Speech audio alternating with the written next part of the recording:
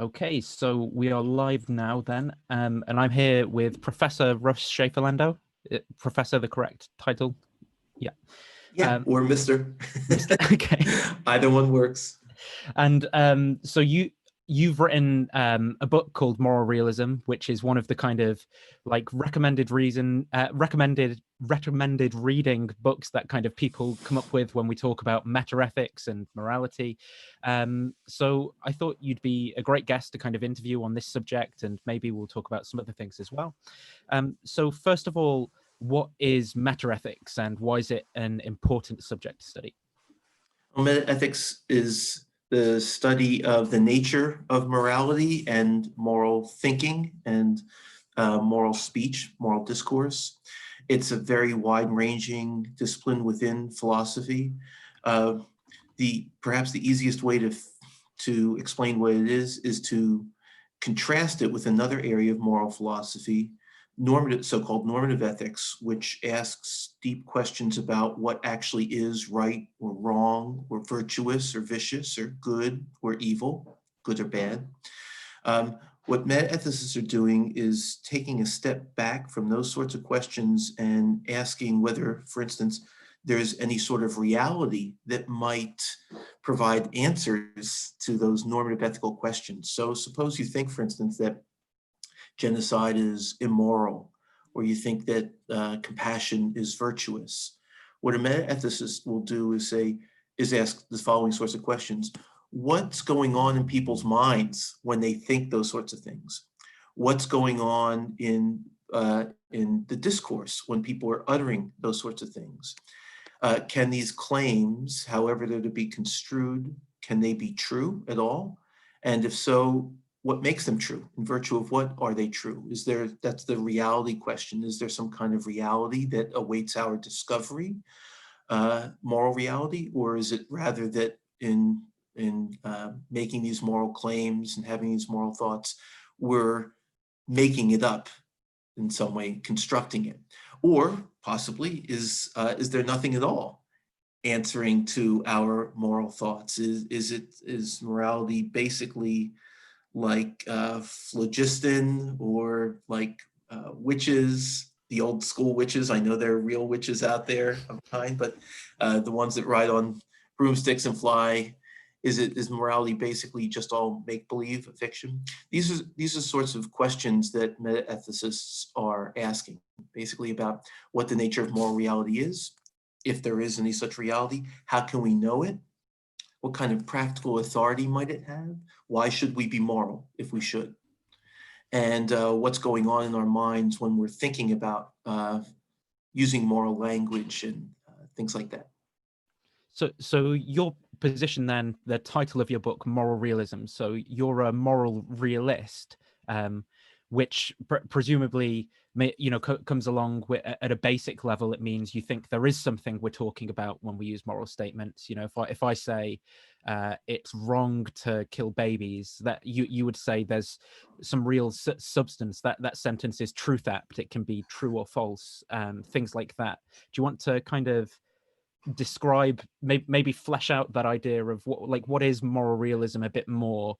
Does it require some kind of thing that is goodness, like a referent for those words, or what does moral realism mean to you, someone who's actually thought about this quite a bit more than me? Yeah, well, it does, as its name implies, it does denote a commitment to the existence of some kind of moral reality. Moral realists, surprise, since we're philosophers, we disagree a lot amongst ourselves. Moral realists disagree amongst themselves, as well as, of course, with the folks you called anti-realists. But we're all in agreement that moral claims are, as you put it, truth apt. They can be true or false, and we think that some of them are true. And this distinguishes us from the so-called error theorists who believe that moral claims are true or false, but they're uniformly untrue. These are the folks who liken morality to to a make-believe fictional system. But what else do moral realists believe, in addition to the fact that some some claims are true. They endorse a kind of robust objectivity to morality.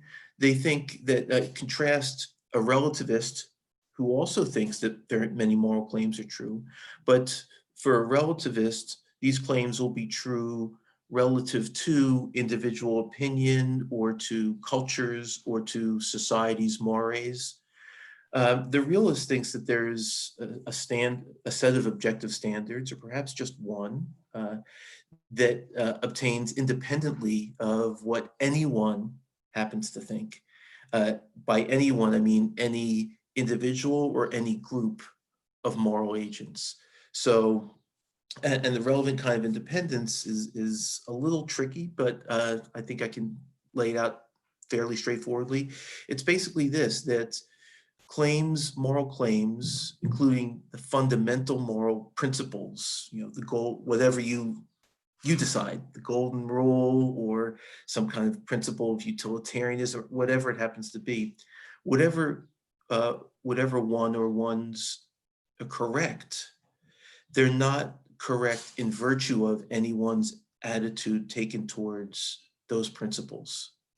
So it's not that we should maximize happiness for everyone, some version of the principle of utility.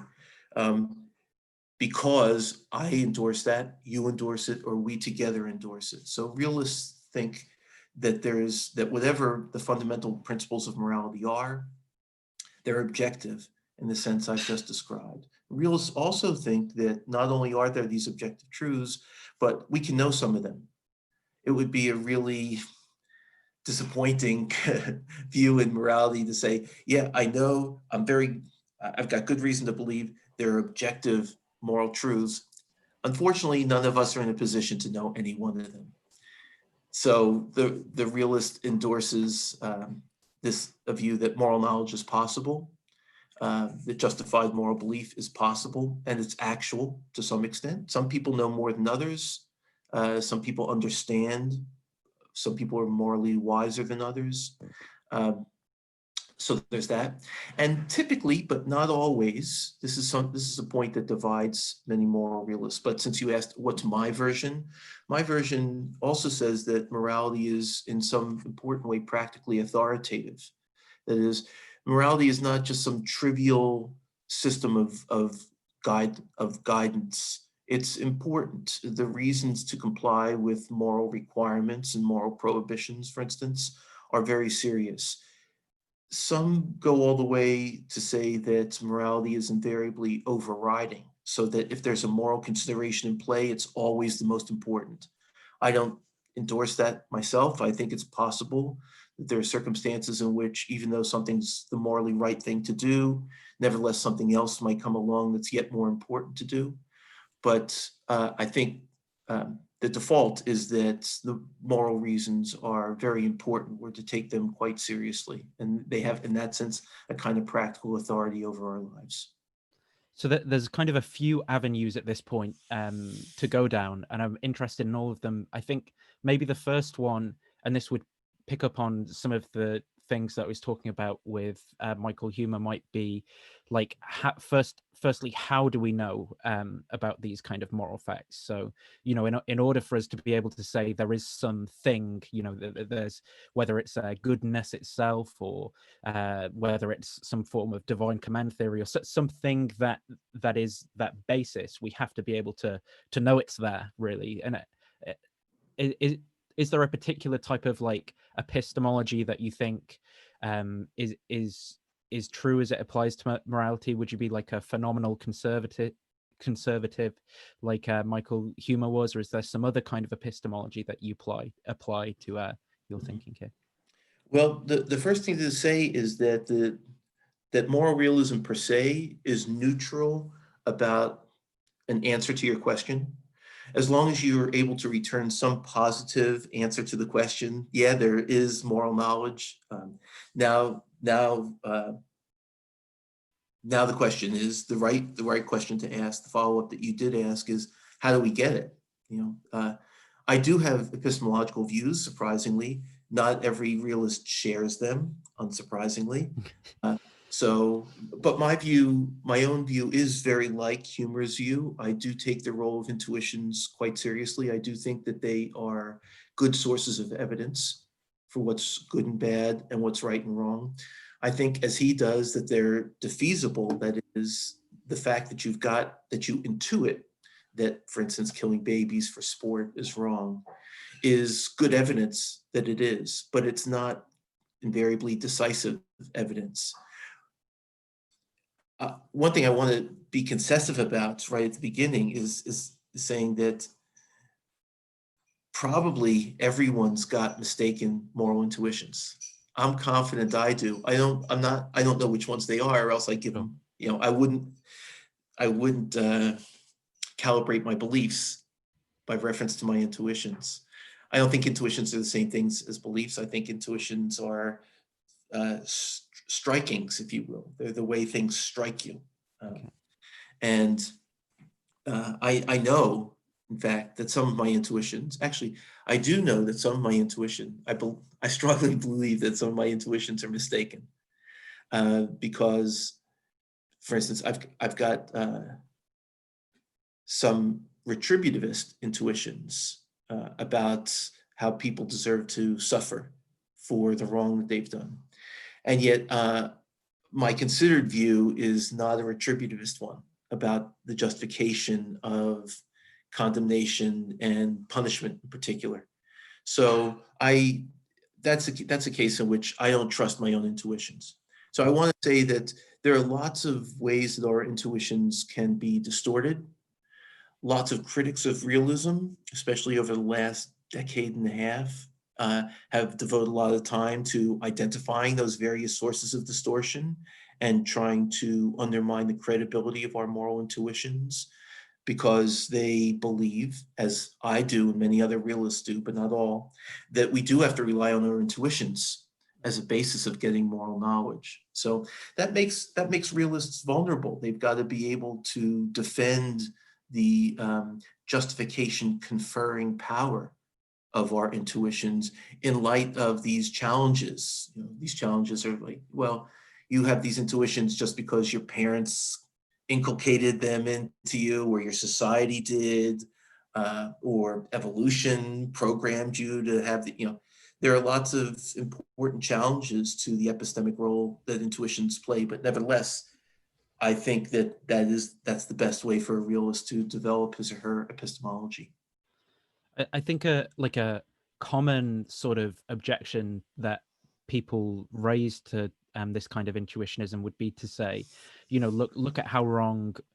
Here's like a certain number of examples about just how wrong our intuitions can be, generally about like things in maths, so like infinities or the way that really big numbers work, or like if I was listening to something this morning where someone said, just what's your intuitive feel about if you assume the average height of a person is 6 foot and you stacked every person on top of one another, how many times could we go to the moon and back, kind of thing. And I think it was something like 33 times, but your intuition just about, like those geometric distances and sizes and things, mine was like maybe halfway, but I didn't really have an idea. And I think people will make an argument based off that to say, well, if my intuitions are prone to being wrong about these sorts of things, then I should be skeptical of morality. Now, your position is different to that. How would you kind of address the person who's been sort of carried away with a radical skepticism, sort of, from thinking, well, I'm wrong about this, it's a white swan, so all swans are white, kind of thing. Yeah, well, the first thing I'd say is, just with regard to your specific example, I myself have no intuition whatever about how many times we could stack everybody right to get to the moon. There's just no, that's something that I think I just have to sit, pause, and try to figure it out. Okay. It's nothing that I don't have any immediate presentation of an answer as being obviously correct. And Okay. that's part of the so-called phenomenology of intuitions. I think that's an essential part of an intuition, to be struck by at least the apparent correctness or truth of a given claim. Mm. So that's just a small side point. Sure. What I guess what I do is I start by being concessive once more and allow that there are many legitimate causes of doubt about intuitions formed under various circumstances. But I'd say that the person who then wants to infer from that concessive point to a quite general skepticism about all of our intuitions has a lot of work to do. I invite this person to do philosophy without the use of intuitions. Right. Smart people have claimed it can be done. I don't believe it can be done myself. And ethics is a part, moral philosophy is part of philosophy. When we're doing metaethics in particular, we're doing philosophy for sure. And like I said, I just extend the invitation to those who have wholesale doubts about about intuition, to try to do philosophy without it. I just don't think it's possible. Within my kind of audience who watches this as well, there's a fair few people who are kind of academically trained in like a science or technologies kind of route. And I think oftentimes when we start talking about things like intuitions or that these people are interested in philosophy, but they've just, like the way they think about this is not inherently rooted in like a kind of Platonic tradition or it's the assumption of naturalism and materialism and thinking about things in those kind of terms. So when I think you talk about intuitions and things, some of these people can be intuitively distrustful of those kind of terms. Mm-hmm. Yeah. And how do you kind of communicate this stuff to people when they're sort of distrustful of the philosophical terminology around like intuitions and things like that? I want Mm-hmm. some kind of hard, concrete understanding of it. Yeah. I take it that the general point you're making is that many folks are skeptical, perhaps not only about the moral epistemology I favor, but about realism more generally, because they take what we might call what you've called a naturalistic, or you might call the scientistic view of the nature of reality and our means of gaining access to it. So the first thing to say is that there are realists who share that view. I'm not one of them myself, neither is Mike Humer, but there are plenty of realists, many of whom are extremely smart, who endorse what's called moral naturalism, where they think all of reality is naturalistic. There is a moral reality, they believe, they're moral realists, so therefore moral reality too has to be naturalistic. Like I said, I'm not on board with that view. I don't see how the features of that an action is morally right, morally required, or morally prohibited, that the character trait is virtuous or vicious, doesn't seem to me to be a fact of a kind, just like the facts of physics or chemistry. I think that's probably what's motivating the sort of skepticism that you've just articulated, that there's this sense, an intuition perhaps, but in any event, a sense that there's something fundamentally different between the sciences natural sciences on the one hand, and morality or other normative aims on the other. And to the extent that there is a difference, so much the worse for morality, because folks start off with this picture that all of reality has to be subsumable under a naturalistic or scientific framework.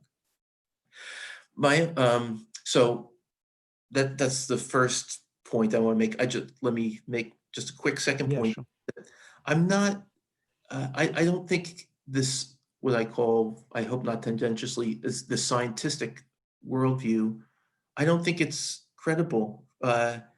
It's got to affirm the following claim, namely that all facts and truths are scientific ones. An alternative way of putting it is that all facts or truths have to be scientifically confirmable, at least in principle. But that claim is not scientifically confirmable. That's a claim about proper metaphysics. And no matter what controlled experiments you do, no matter what scientific methods you deploy, you're not going to be in a position to confirm that very statement. So what that shows is that there's something self-undermining. I think what it shows is that there's something self-undermining about the naturalistic or scientistic, I think, better, scientistic position that brings that sort of skepticism to bear on moral realist positions. So then to maybe to move away from the kind of how do we know this thing, but what kind of thing is the good, or what kind of metaphysics have you come to through thinking about this sort of stuff as well? So you talk in your book about like the supervention of moral. I wasn't quite clear on myself whether it's like goodness itself that's like supervening onto like an action, or like what is your kind of view around what the good is, what what metaphysically this stuff is that we're talking about then? It's basically a big circle that glows around the edges that only moral realists of a certain ilk can see. Well, that's kind of it, like that's sort of the way that Plato describes it in in the Republic, and I like that, okay. like because he's saying this isn't quite right, but the only way I can communicate it is it's kind of like the sun giving light to and I get that, but don't take what I just said literally. Yeah. No, so goodness, being required, being forbidden, being virtuous. These things are what philosophers call properties. So they're features of things. You can have a lot of, there are a lot of different philosophical views about the nature of properties. My views aren't fully settled about the nature of properties, but they are basically ways things can be. My own view is that when it comes to these moral properties, the properties themselves are not the sorts of things that you can touch, or they're not tangible, they're not visible, the properties themselves are not the sorts of things that are discernible by means of our senses. There's an emerging literature, it's pretty new actually, on whether or not the instances of these properties, to use a fancy philosophy word, the instantiations of the properties there's a given good act, a given right act, a given virtuous motivation, whether these sorts of things, whether the moral elements of these sorts of behaviors or dispositions or motives or whatever, whether the moral features there are empirically detectable. So there's this burgeoning literature now on moral perception. I don't know what I think about that, to tell you the truth. I just haven't thought enough about that possibility. But when it comes to these features, these properties themselves, they are like, to me, like other properties, they're abstracta. They don't exist in space, and we can say they exist in time because they exist now, but I think they always existed, and I think they're always going to exist too. So I think that, for instance, even after the Earth is destroyed, or after all humanity is gone from the Earth, it's still the case that there's this feature, namely that of being morally good or morally right, that exists. It's just not instantiated. Unless there are moral agents on other planets, okay? But just leaving that aside. So there's no instances of that feature, that property, but the property still exists. That's my view. And would you say then, so that kind of thing is like similar to something like mathematics, for example, but then like something like consciousness or whatever would be like a different type of thing to those types of things, like mathematical objects or moral abstract objects or whatever?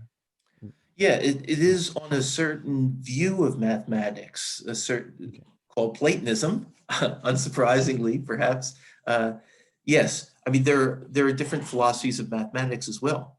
According, at the other end of the spectrum in philosophy of maths is this view that we're basically making it all up. There are no abstract, eternally existing relations, say, of identity or addition, or it's us being ingenious, devising a new vocabulary that caught on, that works in various Mm. expectable ways, and there's nothing more to it than that. Yeah, That's not my view, yeah, but that's another contrasting view.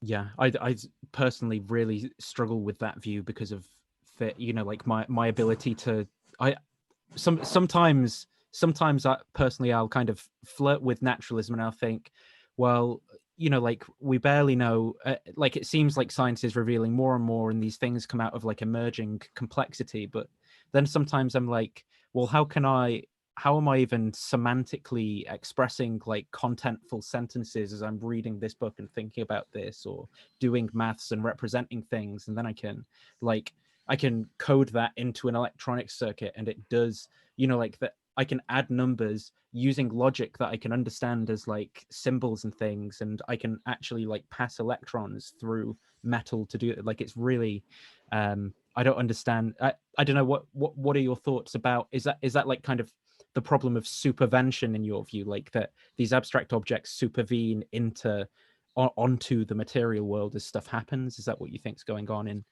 Well, that's actually a different issue there. So Okay. there is this problem or set of problems to do with supervenience in metaethics, and the basic worry there is exactly for people like me, realists who are so-called non-naturalists, who don't believe that moral properties are natural ones. But we also believe something that just about everyone else believes, and that is that when actions display some moral feature, they do so in virtue of their displaying non-moral features. So if an action is wrong, there's got to be some explanation of its wrongness. No action is just brutally wrong.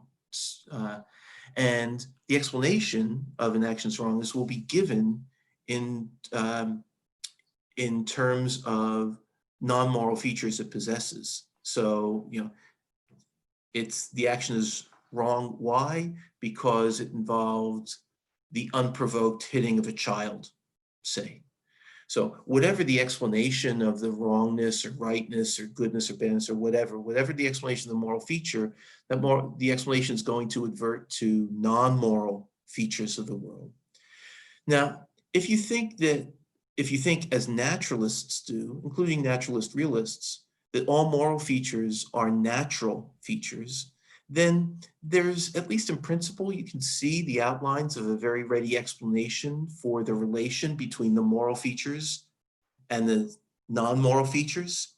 The explanation is they're all natural features, and we have lots and lots of examples of how one level or one type of natural feature relates to or gives rise to, underlies another. But what the non-naturalist like myself is affirming is that when things have moral features, they have them in virtue of their non-moral features, and they have them necessarily. There's not an accidental connection between hitting a child in an unprovoked, hitting them hard and without provocation. There's not an accidental connection between those non-moral facts and the moral fact that the action is wrong. Right? But so there's a necessary connection here, is the thought. And the supervenience claim is one that says, well, in every situation in which the non-moral features are the same, the moral features of that situation have to be the same. Mm. that's what the relevant supervenience thesis is in metaethics. So it's an entailment or necessitation relation between the way the world is non-morally and the way the world is morally. But if the non-moral and the moral are different kinds, as non-naturalists believe, then how can we explain this necessary connection? That's the puzzle that folks like me have to try to figure out. And I think a sentence that sticks out in my mind in your book, you say something like something on the order of divine intervention or something would be required for. I'm paraphrasing the sentence there. Something like that you said. I can't. Well, I wrote that book almost 20 years ago. You've read it much more recently than I have. But what I did, I don't remember a line like that. I just want to be clear. I don't believe that we should be invoking divine intervention, a divine hand, in order to explain these supervenience relations between the non-moral layer of reality and the moral layer of reality, if you will. Just want to get that on the record. Yeah, I did. I don't think I think it was more you were just sort of saying it's a bit of a complicated mystery at this point. How it is, yeah. I mean, it was at that point. I'm in the process of writing 3 books, actually. One of which with 2 other philosophers. One is my UW colleague John Banks, and the other is a philosopher at Vermont, Terence Cuneo. And one of the books we're writing is on the metaphysics and normativity of morality. And there, what we do is we do offer an explanation of supervenience, whereas you're right, in my book, Moral Realism, from way back when, I said this is a brute fact, namely the fact that there's this necessary connection between the non-moral realm and the moral realm, and nothing, it's inexplicable. I no longer believe that.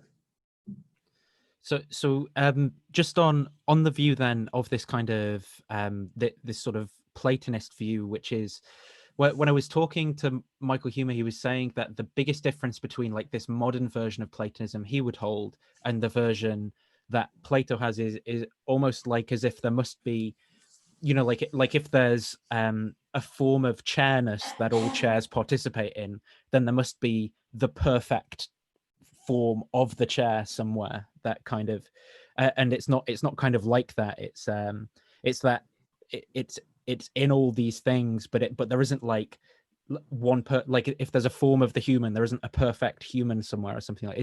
Is that a sentiment you'd kind of echo, and could you try and help me to understand what this sort of modern view of Platonism is? Because I think I'm on Plato's side, but I don't really understand where modern philosophers have taken it myself. Yeah, so I agree with Humer's gloss on that difference. I think that the best way to well, 2 things. One is there is, I don't want to pretend that there's no intramural disagreement among ethicists about the nature of properties, and even among realists about the nature of properties. There's a good deal of that sort of difference. I would just say we don't need, and I think we can get rid of the association of a perfect exemplar when trying to think about the nature of these moral properties. These moral properties are, as I put it earlier, they are just ways that things can be. That's it. And they are, what is goodness is just a way things can be. Things can be good. There are many different ways of being good. Being morally good is one of them. Maybe it's easier to talk about moral requirement. There are many things that are morally required. What makes them, in one sense, what makes them morally required is that they all instantiate the property of being morally required. That's not a very illuminating in virtue of claim. They're morally required in virtue of being instantiations of the property moral requirement. So I wouldn't want to end the story there, okay? But what I want to say is that when, for all the millions or billions of actions that are or could be morally required, um, they share a feature, namely that of being forbidden, not to perform. And that's just another way of saying they're morally required. And that's all I think we need right now. There are realists nowadays who are, including some very influential ones, who are saying we can do without properties altogether and still be realists. We can sustain the robust objectivity of morality. We can sustain its practical authority. We can sustain its epistemic accessibility, and do all of that without properties entirely. So and some of those folks claim to be non-naturalists. So even within this little niche, among meta-ethicists, you've got one camp that are realists. Within realists, you've got non-naturalists. Within non-naturalists, you've got folks advocating for different views of properties. So that's where we are in logical space, that little tiny niche. So just to say as well, I'm a little bit wary of time because we only booked in for like 30 minutes and we've overrun that a little bit. Are you okay for time for a bit longer, or? Okay. All right. Is that okay? I don't want to. Yeah, let's go to a quarter of. Okay, so I've got some questions from the chat then that I'll go to from some of the people watching. So one of the ones earlier was maybe not a relevant question at this point, maybe ask later. So that's now. What Shafer-Landau thinks of Eric J. Wallenberg, or how his views differ from his. Eric Wallenberg is a great guy, and he's a smart guy. So that's what I think about him. Our views, well, if what the person in the chat group is asking about is Eric's latest book, which came out, I think 5, maybe 6 years ago, I think that I'm very sympathetic with a lot of what he has to say about that in that book. I do have a disagreement with him about how best to explain supervenience, but this is really kind of in the weeds. Eric thinks that non-moral features cause the instantiation of moral features. I'm not on board with that, but I like the idea that of explaining supervenience by reference to a different relationship that's pretty close, a grounding relationship, where I'd say that things have the moral features they do in virtue of or because, where that's a non-causal because of the non-moral features they've got. But like I said, that's pretty in the weeds. You got to go pretty far down in order to identify a disagreement between Eric and me. Thanks for that answer. So then another one is, if you learned that your intuition about a thing was wrong, how would you decide that you were wrong without using intuition? What would be the more certain method? Oh, that's a great question. Well, I distinguish between, I think I said this earlier, between intuitions and beliefs, where intuitions are sort of strikings, presentations where something strikes you as being the way things are. And you can form beliefs on the basis of intuitions, or if you have reason to, or for other reasons, but if you have reason to distrust an intuition formed in a certain circumstance, then you can make the decision really not to form a belief on that basis. I'm not suggesting that all of our beliefs are within our voluntary control, but when let's say, when I'm told that put these glasses on, now go into this room and tell me which colors you see.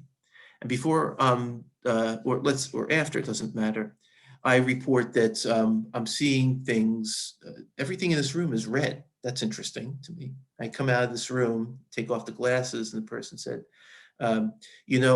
these glasses, although they looked clear, they actually impart a red hue to everything you see. Now, although this isn't a moral intuition, obviously, but in the room, I had a sensory perception, which is relevantly, I think, analogous to an intuition, where I was just immediately struck that things were a certain way.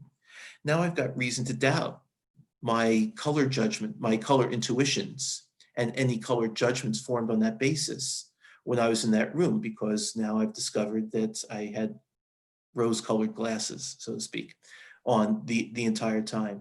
So in that case, now just think what happens in that case. What happens is we're presented with evidence that our intuition was distorted. And so whether we'd formed a belief on the basis of that intuition or not, we get rid of that belief because we think, no, the evidence that we had to support the belief is not credible any longer. Okay. And then a last question, which is just a more general one. I've got one of the people watching is going to study philosophy next year. So whenever I have a philosopher on, I always ask what makes a good philosopher and what advice would you give to someone embarking on studying the subject? What makes for a good philosopher? There are lots of different philosophical virtues. I don't want to try to come up with a short list. Yeah. Curiosities is a good thing. Open-mindedness is a good thing, and learning to accept that much of what you believe is and say is mistaken.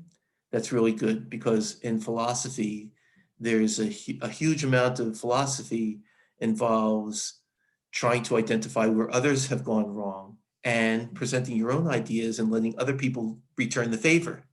So you've got to become okay recognizing your various fallibilities and imperfections and offering ideas in the spirit of let's test whether these are correct. And in philosophy, because the data is in many contexts intellectual data, there can be a lot it can be the case that people feel personally threatened when their ideas are challenged. I think that's a really natural response to have, and the extent to which you can overcome that response that's going to make you a better philosopher. Right. I could go on, but how's that? No, I think that's a good start for an answer. No, I appreciate it. Okay. And yeah, thank you for your time coming on today. I hope you've had the opportunity to kind of express yourself well, and I've not kind of ruined it by being a terrible interviewer. On the contrary, no, I've enjoyed my time quite a lot. Thank you very much for the invitation. Awesome. Yeah, thanks for that. I'll end the live stream there then.